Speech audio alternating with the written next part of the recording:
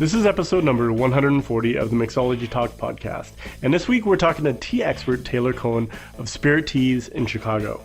There's definitely a little bit of background noise in there, but hopefully it won't detract too much from all the information and passion that he shares with us around tea. So if you want to learn his number one rule for brewing better tea, or hear about some combinations of spirits and teas, or the top 3 teas he recommends everyone should try, definitely stay tuned.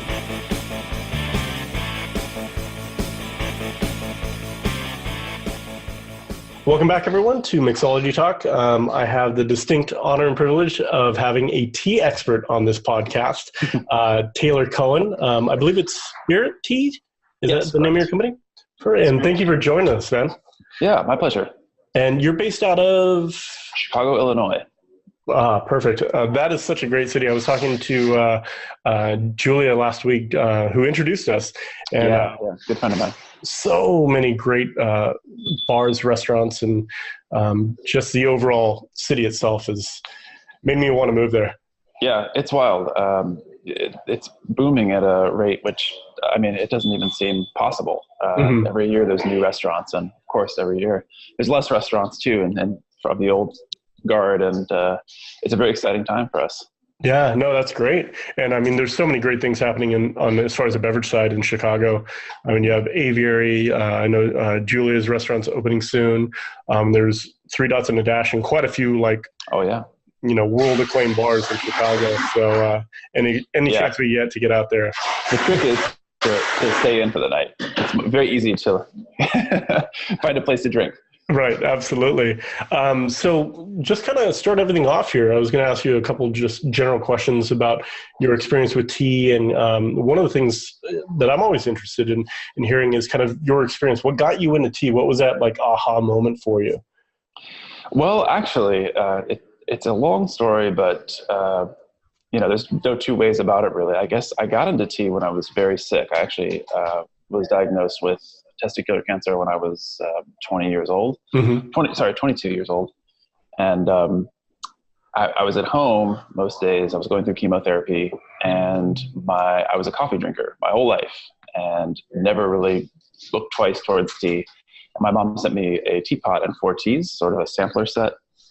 And I just, when you're going through chemo, you just don't have very much energy. And you really, it's as much as you can do to just stay awake for most of the day. And you have no appetite. But every day I just sort of committed myself to putting the teas and just putting leaves and water together, And I think the first cups of tea that I made on that set were positively awful. They were terrible. And I wondered, what am I doing wrong? Is it bad tea? Is it me? Is it wrong time? And I realized in the booklet that came with these, the sampler set, that, there's different factors, including, and most essentially, water. Almost 99% of tea is water. So it started with a water filter, and then I bought a thermometer, and then I, made sure I was timing the amount I was steeping this for. And little by little, became obsessed with the details. And I'm not that kind of tea brewer at all anymore. I'm very much, believe in feeling as you go and sort of smelling and being present. But what I didn't realize was happening was that I was becoming obsessed, and every morning taking that moment to so consciously brew tea was changing my life. It was really creating this sort of shielded moment in my morning where just the whole world shuts out and you're just in the kitchen alone with leaves and water. And it's a very silly act. It's a very sort of humble beverage, but it can change your life, and it did for me. I feel that in those mornings, I really became a different person, and the connection that I had with the slowness of tea and the ritual of tea has stuck with me since then. So that was the first moment for me when I discovered the beauty of the tea leaf. Wow, that's a pretty epic story. I know. Unfortunately, I don't know a way to really skirt around it. I haven't figured out the Reader's Digest version of it, but it's true. Yeah, no, that's fantastic. And I think, I've commented to you before that I know very little bit about tea, but it seems like serious tea drinkers, that is kind of a moment, like that Zen kind of approach to brewing tea is, Absolutely. It's a full process. And people that drink a lot of tea are very serious about, the steps they take to ensure that it's a good cup of tea, which I'm hoping we can kind of cover in a few minutes. Yeah, absolutely. But now when we talk about tea, I don't know the first thing about tea. I know kind of what's worked for me in the past. When I get exposed to a new flavor, I'm like, oh, that's really good. I could see that working in this aspect of cocktails. But as far as like general categories of teas, can you kind of explain how they kind of fall in there? Where's some of the black and greens and decaf and regular herbal teas and stuff like that? How does that all kind of break down? Sure. So when we talk about tea, what we're usually talking about, at least in the industry, is the tea plant. Okay. And that is a proper noun. It refers to the species Camellia sinensis, a evergreen shrub that is native to Southeast Asia, but has since been cultivated, propagated, and taken around the world. Mm-hmm. Any tea that descends from Camellia sinensis, which includes all of the colors, as we like to say, white, green, black, oolong, even fermented tea styles, yellow tea, all of this comes from Camellia sinensis, the tea plant. So essentially, black tea and green tea are just different expressions of the same shrub. Interesting. But when you talk about herbals, unfortunately, in the English language, we don't really have a different word for leaves and dried materials from Camellia sinensis plant as we do for any other herb or shrub or flower on earth. So if you were to steep dried hibiscus flower petals, you'd probably call that hibiscus tea in the United States. Likewise, rooibos, which is not related to the tea plant, the South African shrub, is probably called that rooibos tea. And if you're getting really strict about it, you're contradicting yourself. Rooibos is not tea, but it, sort of like the word literally, how we use it has changed the dictionary definition. So that's crazy. Tea now means, if you look it up, anything that you steep in hot water and create a decoction or infusion of from plant-based material. So the list is endless. Even mate, the Argentinian herb, which even literally has the Spanish word for tea in its name. It's endlessly confusing, and part of it is that we haven't really come up with a good word for what chamomile is or what rooibos is. We say herbal sometimes, full stop, but people don't know what you're talking about. So you can say herbal infusion or botanical is really more of a spirits context, I'd say. Like gin, for instance.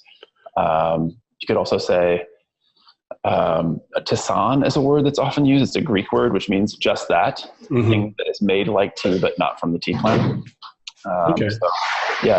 We just haven't really crafted a good word for what herbal infusions are. Sure. Yeah. And it seems like that's part of the confusion around tea is kind of the language around it and communicating kind of what you're into and what you're looking for. Now, I found pure tea, am I pronouncing it correctly? Is a fermented style tea. I don't really know much about that at all. So you got that right. There is a whole branch of tea style called fermented tea. See it in Japan, in Korea, and in China, notably, but technically everywhere. Pu'er is sort of the core style of that, the style that was began in Yunnan and has been there for centuries, and is sort of the classic fermented tea, and indeed the one that fetches the most market price now year to year. What was your experience with pu'er tea? I'm curious. I had it as kind of a sampler pack. When I was opening a restaurant, they sent a bunch of different styles of tea, and that was one of them. And I didn't know anything about it. So I brewed it, and I remember it being very different. It kind of wasn't for me. I didn't have the knowledge to really appreciate the tea itself, but I remember it being a pretty interesting experience. Absolutely. I mean, there's a bit of a learning curve with pu'er. Sometimes, oftentimes, in fact, first drinkers don't like it. It can be a very jarring taste to have something so earthy and mushroomy and hay-like and sort of like with aromas like fall foliage, like damp leaves or something. Yeah. And it can be a little bit dry, even mulchy, depending on the context. But like really, as you taste more and more and you learn, in China, they like to say that pu'er is at the top of the ladder. Sure.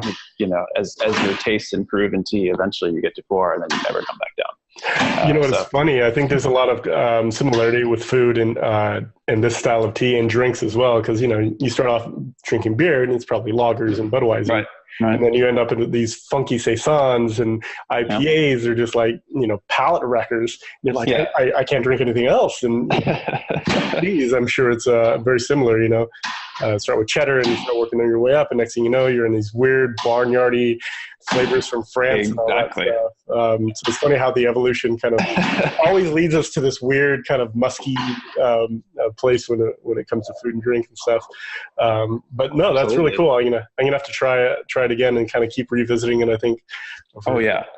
And the trick is too to be exposed to good examples of pu'er. Unfortunately, there's like a lot of very mediocre pu'er out there, and I don't have many. There really aren't many saving graces of that, and it can be such a bad experience. And I think that was the first several pu'ers I had were subpar, and there's really very few redeeming qualities of those. So it does maybe take some time to get the right ones, but with enough persistence, you will find great pu'er. Great. Yeah, I'll definitely have to keep an eye out, and maybe afterwards we can kind of get a couple of good resources. Or I know do you sell pu'er at on your website? We just now started selling one, and it's actually technically Matcha, which is the raw material of pu'er. We can talk a little bit more about that later. I don't want to get too off topic, but this is from my trip to Yunnan this spring. We had a very lucky day where we got to spend a day in a village in Yiwu, which is one of the most classical producing regions of pu'er.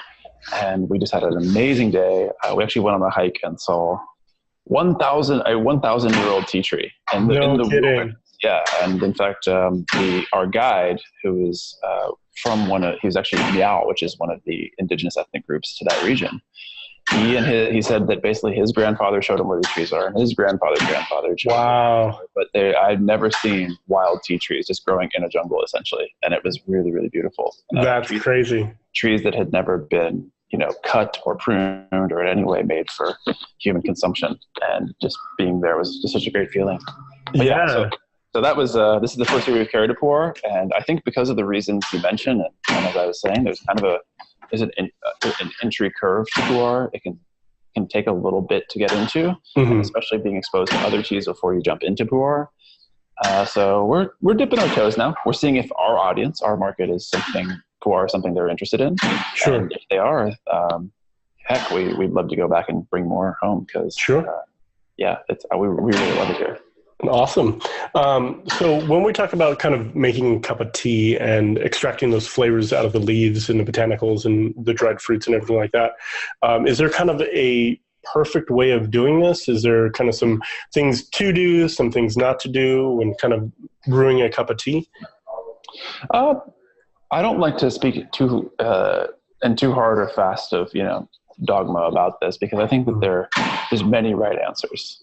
And ultimately, what I didn't realize in the first days that I was brewing tea is that there's a lot of, you have a lot of leeway, and you shouldn't be so beholden to rigid systems like temperature, time. Ultimately, it is just combining leaves and water. And unlike other beverages and crafting processes, tea is pretty forgiving, I would say, in my opinion anyways. Sure. So go out and try and make mistakes and learn from what you like and what you do. That said, if you're getting started, I think that really the most common mistake can be not buying loose leaf teas. For instance, tea bags and crushed grades of tea. These are literally lower quality teas than what you would get by having loose leaves. And then part and parcel with that is that when you have loose leaves, to give them ample room to breathe. So buy vessels that allow the leaves to kind of do their, as they say, the breathing and stretching of the leaf in China. The sort of dance they do as they steep. And many in good loose leaf teas will expand to sometimes 4 or 5 times their dry state. Oh, interesting. So having enough room, you may think that your tea ball has enough room for, 2 or 3 grams of oolong, but by the time it's done steeping, it's completely filling the vessel. Yeah. Sure. Yeah, absolutely. So like the ratio of water to tea is a very critical part of that, it sounds like. Yes, sure. And more importantly, just the amount of surface area of the leaf that is exposed to water. So okay. Just making sure they have enough room to breathe, essentially. But even before that, really, it all comes down to water. And I'm sure this is something that you talk about quite a bit with, spirits and I think a good example is bourbon. I actually learned this a couple of years ago, where the corn does not need to come anywhere near Bourbon County or Kentucky or anything. It can come from anywhere. But it's the water, the limestone water, which is just so crucial to the taste of bourbon. Similarly with tea, it doesn't matter what kind of leaves you have. If you have bad water, you can make great leaves taste muddy and awful. And likewise, you can make pretty mediocre leaves taste decent and have like a nice clean brewed cup if you have a good water source. And I think that, like, for starters at home, really the best thing you can do is just buy a carbon filter, whether it's a Brita or Pure or whatever they have these days. Sometimes they have like actual home insulation carbon filters, but makes such a big difference. I live in Chicago, where water is very hard. Sure. And I know I've been to places like Texas and California where water is also sometimes very hard. And if you pull from the tap, you're going to get a difficult to drink cup of tea sometimes. Sure, absolutely. And I know I lived in Vegas for years, and it's kind of the same thing. It's got to be so hard out there. It's just, it kind of cakes your shower and everything like that. So brewing anything with it and using that water source is, forget it. Yeah, exactly. Invest the money in a filter. Yeah, and if you really want to get nerdy about it, if you haven't done it before, try brewing tea with artesian water, like spring water. It creates a completely different result. Many of the places that we're buying tea from in China, and sometimes in Japan, they have sort of little reservoirs set up where they collect mountain water. Or interesting. They'll run down sort of bamboo pipes from higher parts of to catch rainwater or spring water, and it's just brews great tea, but it's completely irreplicable because they're not going to ship that than the mountains we don't have in Chicago. There's a term for the same thing with bourbon. It's called branch water. So water local to the distillery. Interesting. So it kind of enhances the bourbon and spirit and all that stuff. In a unique way, a completely kind of terroir driven almost. That's really interesting. That's fascinating. I never considered that, like, as far as like a water source plus tea equals this like terroir expression of tea. That's pretty cool. Yeah. And it makes our lot as wholesalers worlds different than what spirits wholesalers are doing or wine reps, because ultimately, and not to disparage at all their craft, but what they're doing is selling something that's in a bottle. Give or take a corked or a defective bottle here and there, you're pretty much just passing on something which is magnificent. And all they have to do at the restaurant in order to serve it well is to open the bottle and pour it into something nice.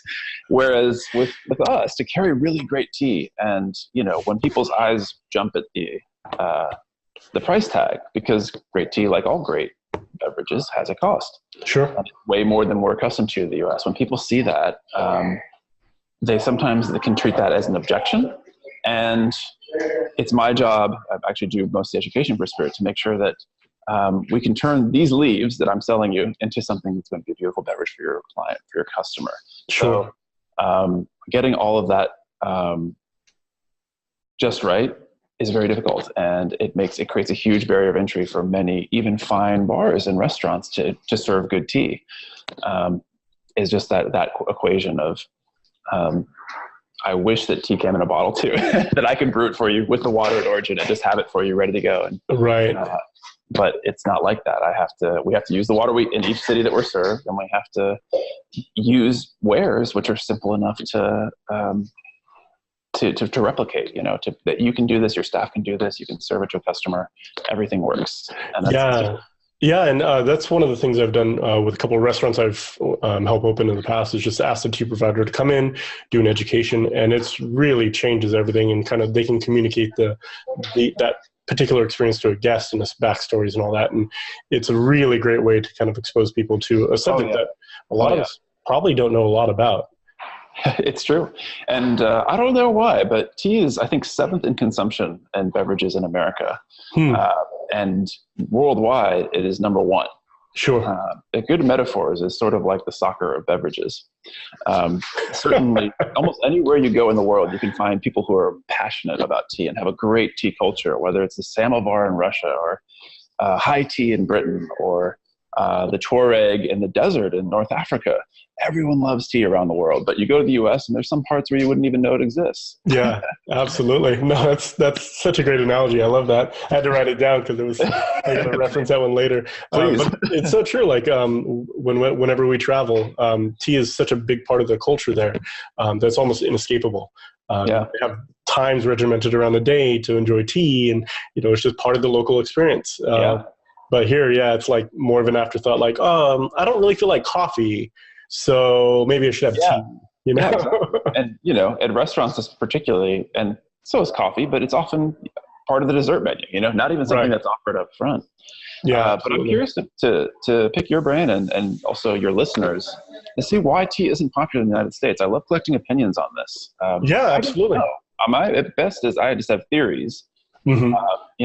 People commonly attribute the Boston Tea Party and sort of one of the founding incidents of our country being responsible for the fall of tea. But I think there's actually quite a bit of historical evidence that that's not the reason. Sure. Yeah, I'm kind of curious too. I'll definitely leave it in the show notes and hopefully get a survey, and we'll get some of the answers back to you.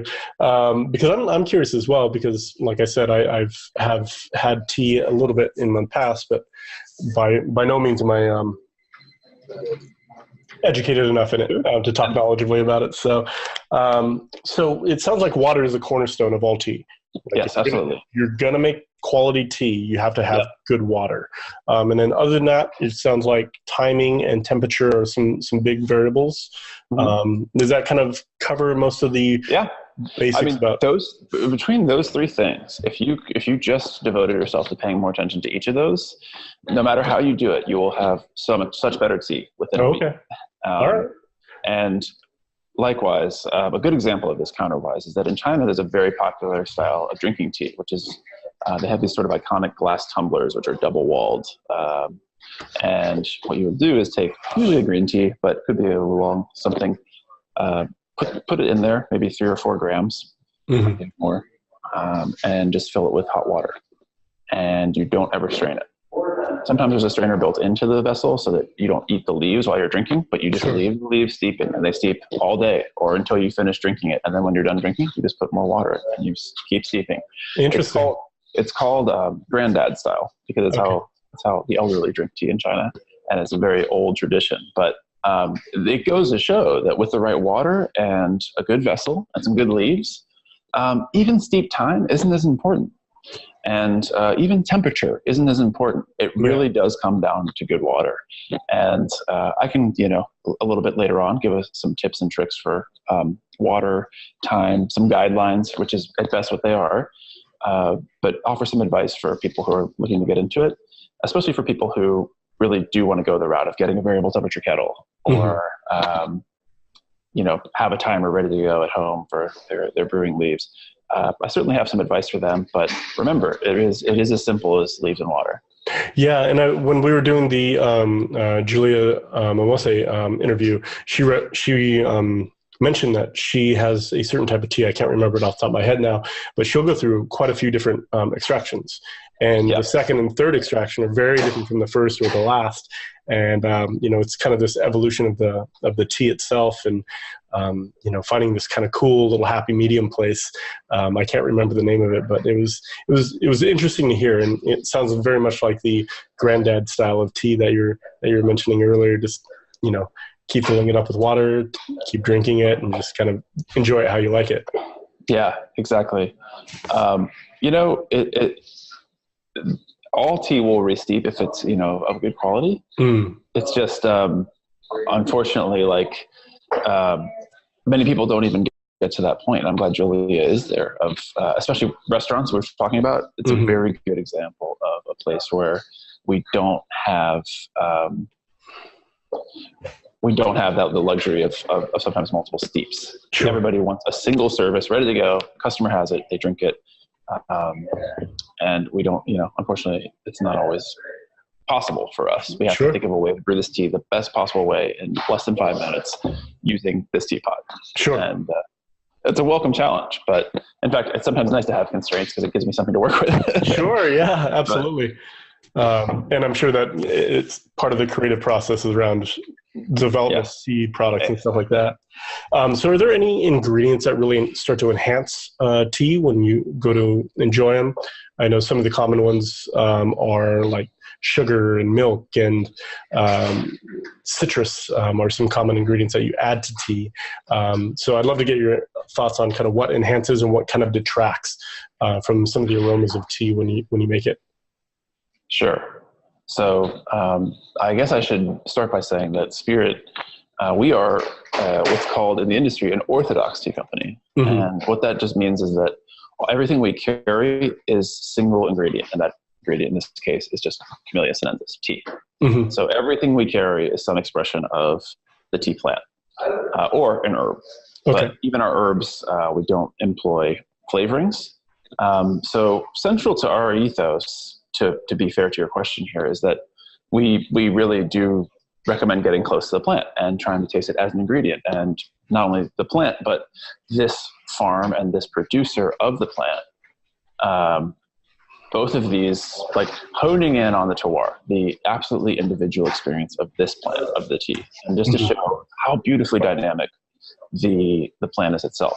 So I say all that to say that we are absolutely not judgmental of people who put cream, sugar, lemons, honey, whatever it is, milk into tea.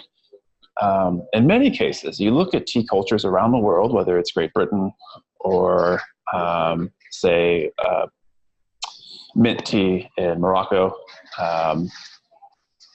These accessories to the service are just as much a part of the service as the tea itself. Sure. So do I have favorites?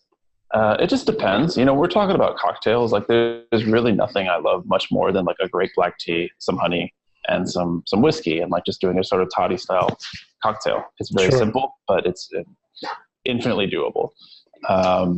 For other things, more like, so cream and sugar, for instance. This is actually very classic to Britain. Mm-hmm. What's interesting about that is that you look to the history of British tea cultivation, especially during the time of the British Empire. In India, where they were planting most of their tea plantations, they were literally cultivating and breeding the tea plant to be as big-bodied, as almost like tannic. Tannic. Sure. Sort of brisk as possible, because they knew they would not be consuming, the end consumer was not drinking that tea by itself. They would be drinking it with cream and sugar, and the idea was to taste the tea underneath that once you put all these toppings in. So to look at something like Assam, which the British have such a part of its heritage, those plants are so big-bodied and so brisk because they're meant to be taken with cream and sugar. Now, on the counterwise, you have something like Baihao in China. It's very, very soft, delicate, smooth, aromatic white tea, where if you put milk in that, you're not going to taste anything except milk and maybe some slight herbaceousness. Sure. It's a tea that you have to have by itself. And as many people say, it's almost like, very much like hot water, depending on your how you choose to steep it. Mm-hmm. So appreciating the subtleties and aromas of tea, especially in Orthodox Chinese and Japanese, sometimes Japanese styles, you sometimes need to take that distance and just enjoy it for itself. But for other, and we actually have a breakfast blend ourselves that we call Sunstone, and it is deliberately blended to have that full body, that nice malty briskness, so that for one, you can drink it by itself. It's pretty well balanced. It's a little bit more balanced than, say, like one of the supranational tea companies' iterations of breakfast tea. But it also can stand up to cream and sugar and what you put in it. And certainly not one to judge. I will say, because we get this question a lot, the health perspectives of different beverages, health benefits of different sort of condiments that you put with the tea. Sure. They did a study, I believe, in Britain, which was specifically on the effects of dairy in tea. And because tea relies on polyphenols, tannin, for the bulk of its flavor, its structure, its body, what happens when you put milk with that is that milk actually alkalizes and neutralizes the tannins, and you lose most of their health benefits. So they were finding that if you put cream or milk into tea, you actually dampen the health benefits quite a bit to almost the point where they're non-existent. Wow. Yeah, pretty wild. Now, contra-wise, they actually found that if you put lemon in it, the acidity of the lemon boosts the health benefits of a said cup of tea because it helps your body with absorption of the tea plant's properties. Interesting. Acids or polyphenols, yeah. That's crazy. And, so that's another perspective. Another perspective is even cultures of tea's origin. For instance, a good example is masala chai in India. There's actually several iterations of chai. Chai just means tea in Hindi. Masala refers to the blend of spices, which is usually cinnamon, cardamom, clove, sometimes nutmeg, sometimes mace and ginger, and black peppercorn. Very, very famous. In fact, I think it's like when we say chai in the United States, we usually think of, I don't know, maybe the Starbucks iteration of this thing, that sweet, spicy, slightly spicy blend. And this has quite a long history in India and is there to this day. And you find beautiful masala chai and iterations, and you never take masala chai without hot milk. Right. It's created by sort of simmering these herbs, and then instead of adding water per se, you add just hot milk over it, and you create this beautiful beverage. It has its basis in Ayurveda, so similarly how you would simmer herbs in Ayurveda, you're making a very, very concentrated blend of herbs and then using milk to sort of cut it. Sure. But that's how it's always been consumed. It's not like this is some, as much as Starbucks added a lot of sugar to it in their stores, it has always been around in India. In fact, I had a customer at a tea tasting tell me that they went to India recently, ordered masala chai, and they're not a fan of dairy or they're very lactose intolerant. So they said, I'll just have it without the milk. And they were just flummoxed. They had no idea what that meant. And indeed, I think they said, if you're going to have this, you have to have it with milk. We don't know how to serve you the sludge of that the drink begins as. Right. No, that's fascinating. That's really interesting. I really like that idea about the health benefits that you mentioned earlier. That's absolutely fascinating. Very cool stuff. So I do have a couple of quick questions for you. And hoping we can kind of do like a quick style Q&A on this. We got a bunch of questions from our Facebook group of craft bartenders that really want to kind of pick your brain. So we'll go ahead and get started. So I think we've covered quite a few of these, but the best way to make tea we talked about. What are some good combinations that you've had in the past of alcohol and tea? I know that's kind of a little bit counter to the ethos of your company. But I'm sure you probably have run into it quite a bit.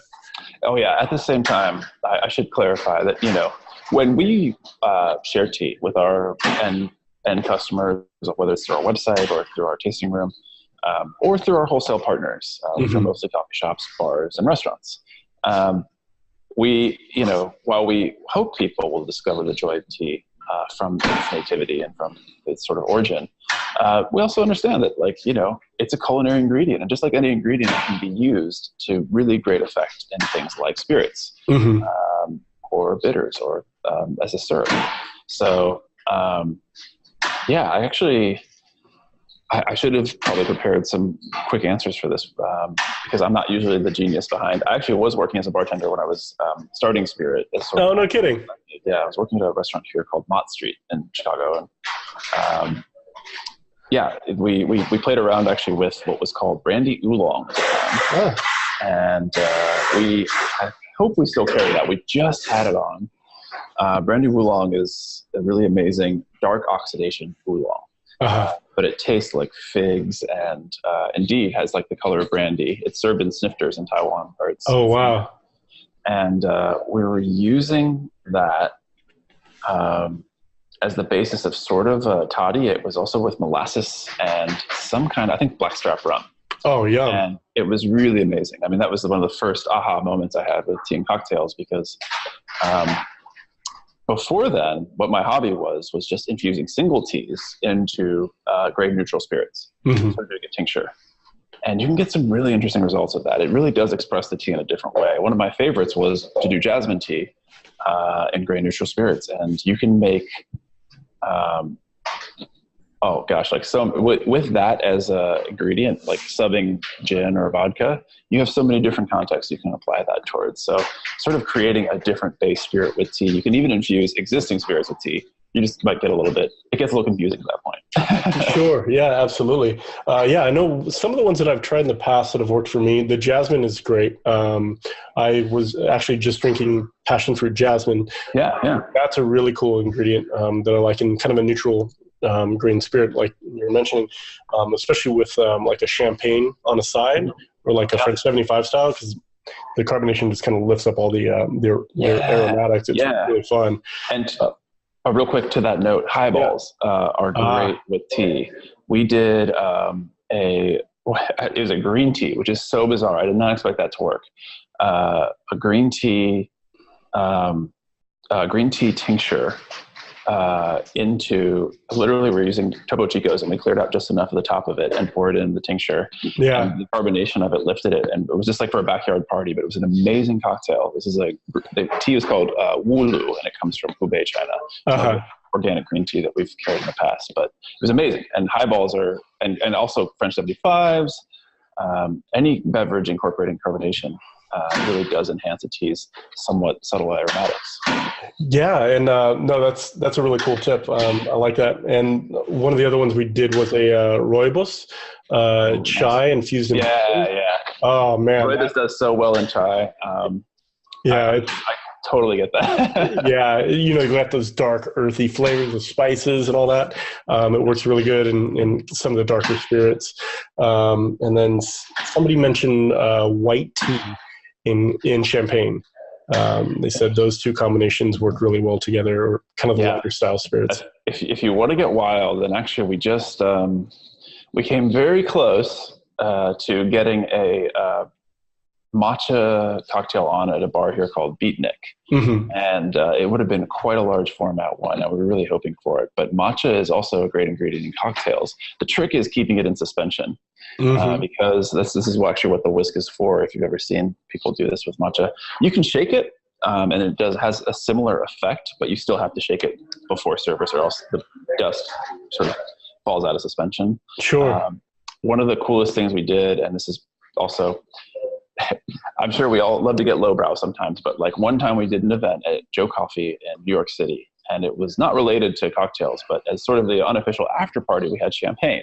For whatever reason, that had been their beverage of choice. And it was a matcha latte art competition. that was our event. And so we had tons of matcha on site. So naturally, our mind went to combining matcha and champagne.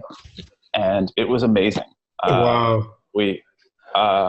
The drink does make you feel pretty wild, because matcha is, as caffeinated as a cup of coffee, and champagne, those bubbles really do enhance the absorption of alcohol and caffeine and the L-theanine and the other amino acids in tea. So it's quite a stimulant and a downer at the same time. Now I'm gonna have to try that. Matcha and champagne, highly recommended. Whisking a 2-ounce shot of matcha and pouring it over maybe 4 ounces of champagne in a flute. Yeah. The bubbles take care of sort of the incorporation and suspension, and it's great. It's just a really, really good drink. Very cool. Now, what's another quick question?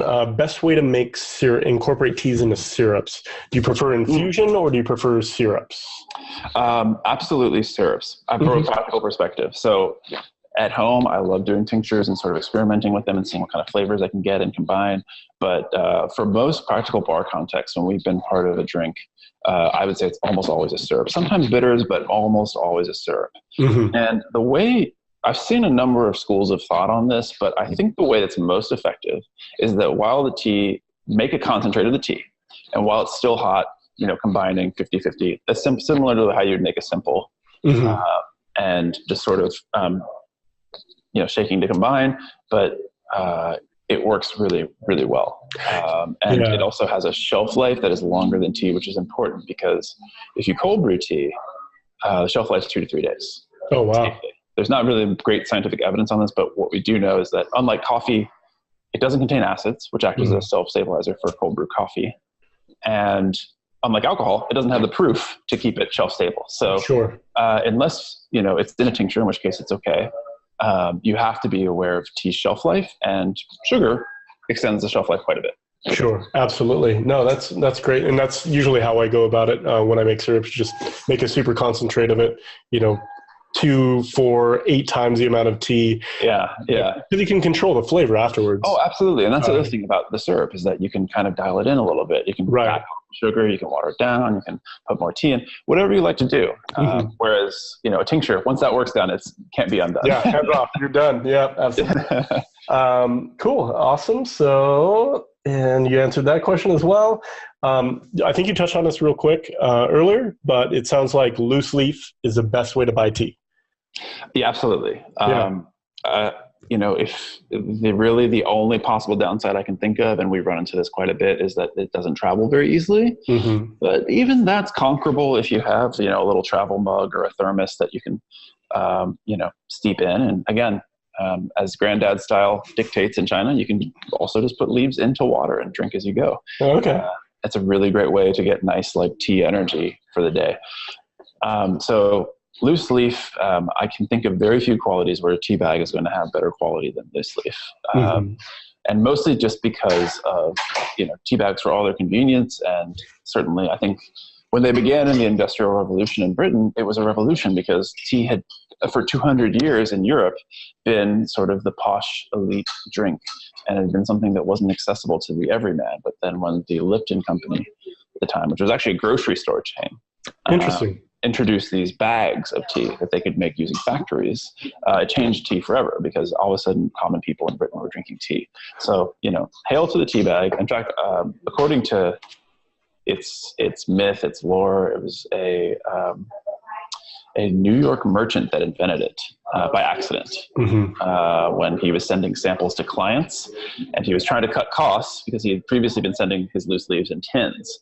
And he's like, I can't just keep buying tins for people who aren't going to use my product. And so he said, okay, mesh bags. There you go. They'll just put the tea in the mesh bags. And what his customers didn't understand when they received it was that you're supposed to take the tea out of the mesh bag. Oh, fascinating. Into the water and said, this is great. It's so convenient. Can you send us more of those? That's at least the sort of, I think it was something Sullivan was his name. I can't remember from the top of my head, but good historical lore there. That's awesome. And I bet there's a billion stories around tea. Oh yeah. I think I read one about Matcha.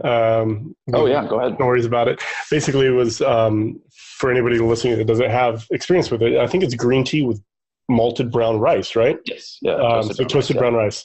And I guess one of the servants that was making tea for Samurai had some of this toasted rice in his sleeve.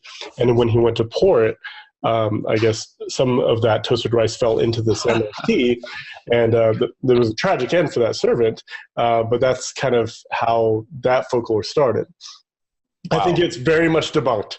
Yeah, I've actually never heard that, which is great. I love this about tea, is that there's so much rich mythology behind it. And right. You sometimes, often, never hear the same story twice. Sure. So which shows how much it's culturally in the vein of these cultures and traditions and these countries of origin. Right. It's just so amazing.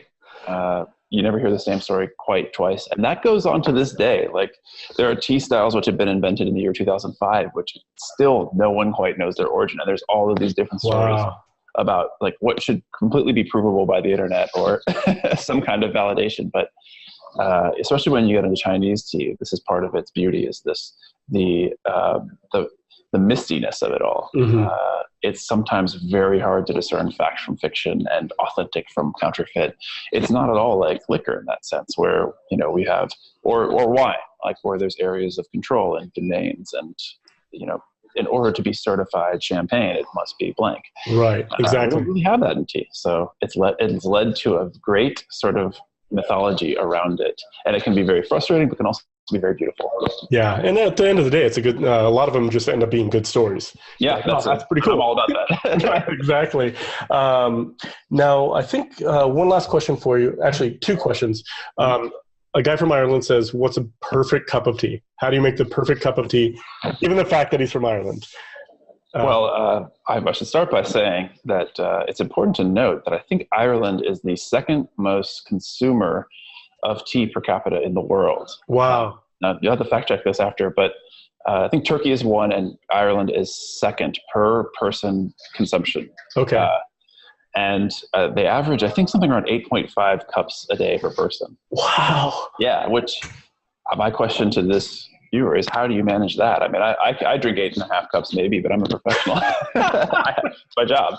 But it's really amazing. And actually, when I worked at a retail tea store before I started Spirit, I would ask Irish tourists coming into Chicago if they thought that was true, that Ireland indeed drinks about 8.5 cups a day per person. And all of them, without hesitation, would just answer, and free of humor, yes, absolutely. We drink tea every occasion. And wow. We don't need an occasion. We drink it before breakfast, during breakfast, after breakfast, with lunch, during tea time, before we go out at night, after we come back. That's incredible. I mean, it's like, if you break it down, it's every 2 hours you have a cup of tea. So I say that so you understand the immense pressure I'm under answering an Irish person how to make the perfect cup of tea. I will be a woefully incomplete answer, I'm sure. The cheesy answer is whatever way you like. Fair enough. Yeah. And my only rule that I've experienced in life in terms of the best perfect cup of tea is that you cannot yourself brew yourself the perfect cup of tea. You will never be able to brew the perfect cup of tea for yourself. Right. And that has always been my maddening struggle, is as much as I obsess over recipes and time and water qualities and parts per million and total dissolved solids in water, I can never get just the result I want. But sometimes I've been sitting in a shack when it's raining and we're taking a break from seeing a tea field, and someone just puts a kettle over a fire, makes the crudest version of pu'er you could possibly imagine, and it's one of the best cups of tea I've ever had. Wow. A good friend of mine, a Nicaraguan coffee sourcer, likes to say, some of the best cups of coffee I've had are some of the worst cups of coffee I had. And I kind of stand by that belief with tea, that it has to do with experience and who you're around and what you're feeling that day. And not to get too, esoteric about it, but I think that there's so much that is qualitative about a great cup of tea. To make better cup of tea for this gentleman, I would say better water. Try using filtered water, carbon filtered water. Just start there. Carbon filters are very easy to get. And then second, my challenge would be better leaves. I don't know what they're using, but if they're doing tea bags, maybe try loose leaf. Okay. Or trying loose leaf, try buying from single origin, like maybe a Ceylon or Yunnanese black, or choose an origin and just hone in on it, even Darjeeling. Yeah. And just buy and try to appreciate what those leaves have. So better water, better leaves. Those are my two pieces of advice. Perfect. Time, temperature, important, but those things are very flexible. Cool. We have the most control. Great. Well, I know you're kind of you got other things to do, so I'll kind of wrap this up here. But is there anything that's really exciting for you in a tea world right now? Because like for us in a cocktail world, there's always stuff going on in the background that the general population probably wouldn't know about, and I'm sure it's probably very similar in the tea world as well. Cool. So insider excitement. Yeah. Here in tea. There is a lot, that's for sure. And some of the excitement, unfortunately, is stress. As with any agricultural industry, we're all very scared for what climate change is bringing along and how it's affecting not just our lives. We're essentially Spirit, we're importers, we're middlemen. Right. Our poor producers, the network of producers we work with, I worry about them the most. And, people don't get into agriculture for fun usually. Right. It's very much a profession. It's a way of life. It's something that you inherit from your previous generations. So I'd say what's cool and exciting right now in tea, certainly I'll give you a few answers and hopefully one of them's good. One is the rise of tea in America. Mm-hmm. We're seeing an increased popularity, and I think millennials are the first generation that drink tea and coffee evenly by preference since maybe, I think, ever in the United States. So wow.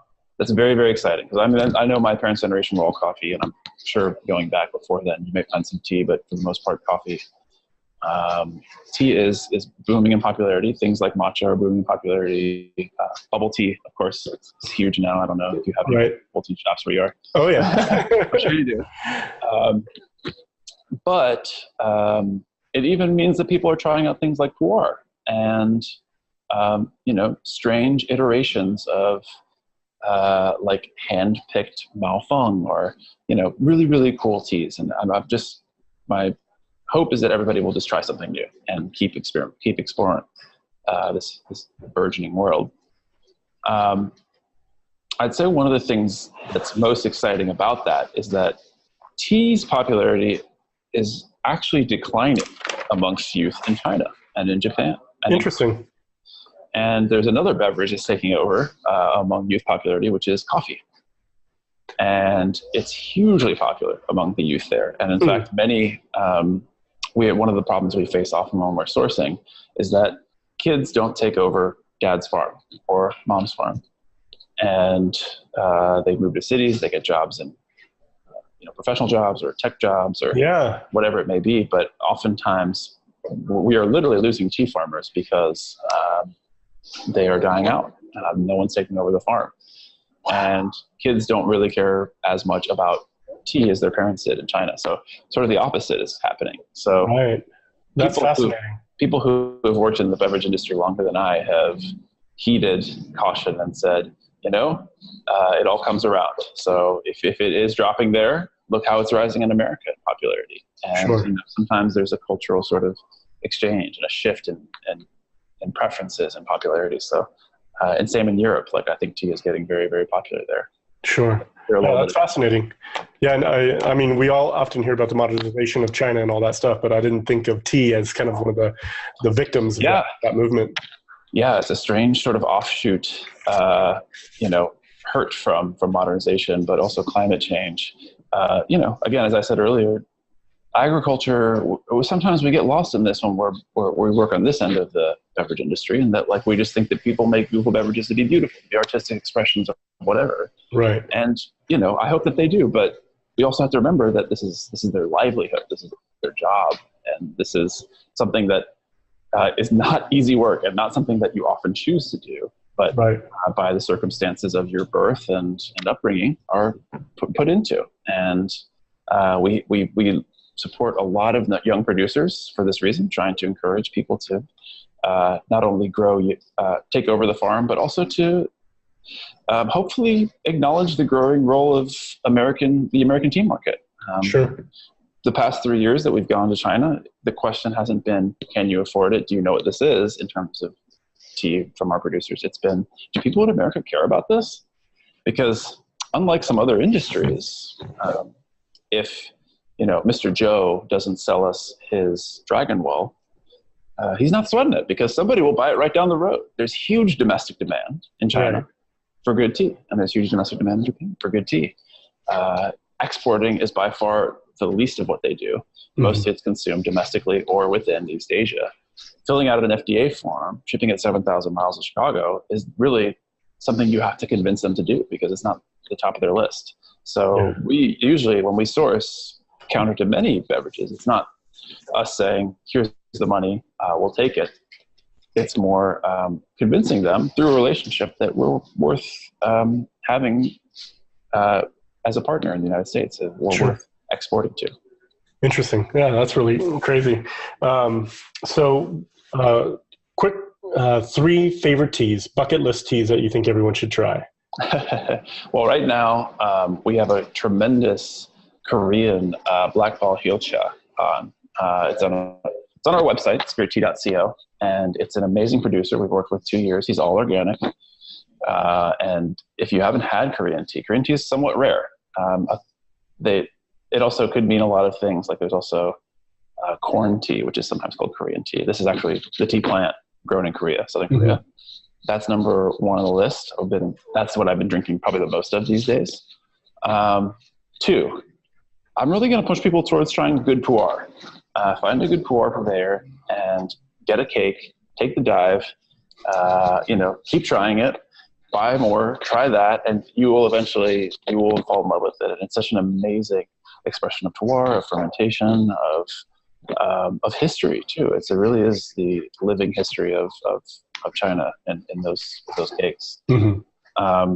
3, I would say, if you haven't had a good Japanese gyokuro, Gyokuro, you should definitely try gyokuro. That's the one Julia was mentioning. Good. Yeah. So then I double endorse it then. Yeah. Perfect. Well, I'm going to have to get to me some of that. Yeah. No further comments on that. You just have to experience it for yourself. Okay. Perfect. Excellent. So I can't thank you enough for all the time you've given us. I know thank you. Have a busy shop and sure, yeah. You've probably been hearing it in the back. Oh, no. It just kind of captures the atmosphere, which is great. Yeah. But is there any other anything you want to endorse, anything you want to promote? What's the best way to get in contact with you, social media, website-wise? Well, to follow along with us, and I think the most fun way to do it is to follow us at Spirit Tea, which is just our handle, at Spirit Tea on Instagram. We don't really have Twitter, barely use our Facebook, so that's the place to do it. Great. You can check out our website at spirittea.co, and we have our whole current collection there, and you can order.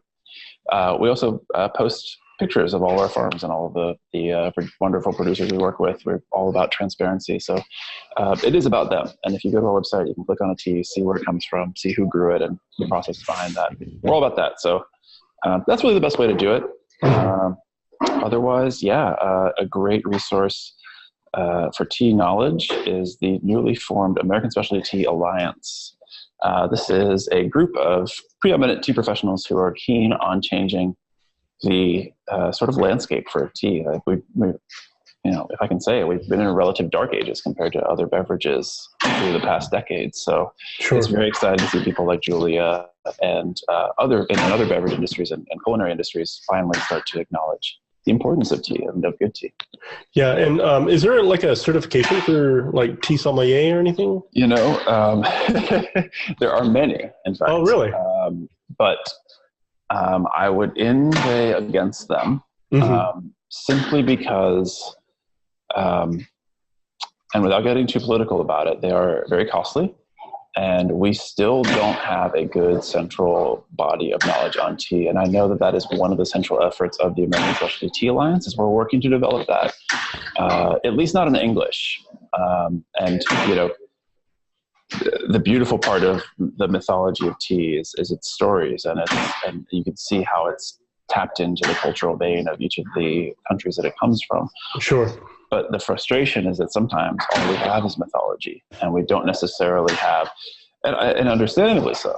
This is a 6,000-year-old Chinese art that we are simply standing on the shore of here. Right. But often, we haven't looked at it as we look at other beverages like coffee through the realm of science and total dissolved solids and what really is happening and the level of decoction is occurring. Sure. And, so this is all emerging, and even like just building good databases of cultivars, which is one of the projects of the ASTA right now, and of terroir and growing regions. These kind of things are all still developing. So I would say caution against certifications. And really one of the best ways you can learn is just drinking lots of tea with your friends. There's some great books out there. A lot of like beginner's guides to teas, which I recommend. There's plenty out there, and not really any wrong answers. But please, it is frustrating at this moment because there's not the book or the class or the certification yet for tea. Right. And certainly that's been one of our frustrations. But just keep talking to people, keep learning, go to tea shops, go read blogs, read Reddits, read books on tea. It's frustrating, but through dialogue and through communication, you can learn quite a bit. Awesome. Well, once again, thank you for your time. I definitely appreciate it. And, yeah, my pleasure, Chris. Yeah, we can definitely tell you're definitely passionate about tea, and thank you. Love everything, the stories and everything. So thank you again. And we'll have some show notes over at mixologytalk.com/ actually, I'll put the show notes up. I don't even know what episode number this is. Perfect. Sounds great. We kind of talked about, we'll put up there. And I'll get back to you as far as that survey goes of why tea isn't as popular in the United States. Yeah, I'm very curious to hear it. I'm not going to give any possible answers. I just want to hear people. Cool. Well, thanks again, man. I appreciate it. Thanks, Chris. Have a good one. You too.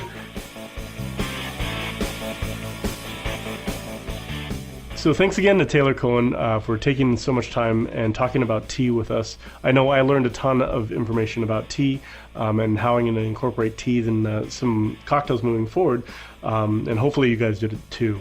Now, if you're in Chicago, you should definitely go check out his shop, Spirit Tea. But if not, he also has an online store at spirittea.co.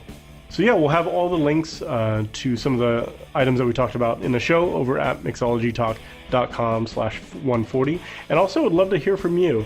Why do you think tea is not as popular in the United States as the rest of the world? We'd love to get your thoughts, and I'm going to communicate back to him kind of what is the findings from it. So check out the show notes over at mixologytalk.com/140.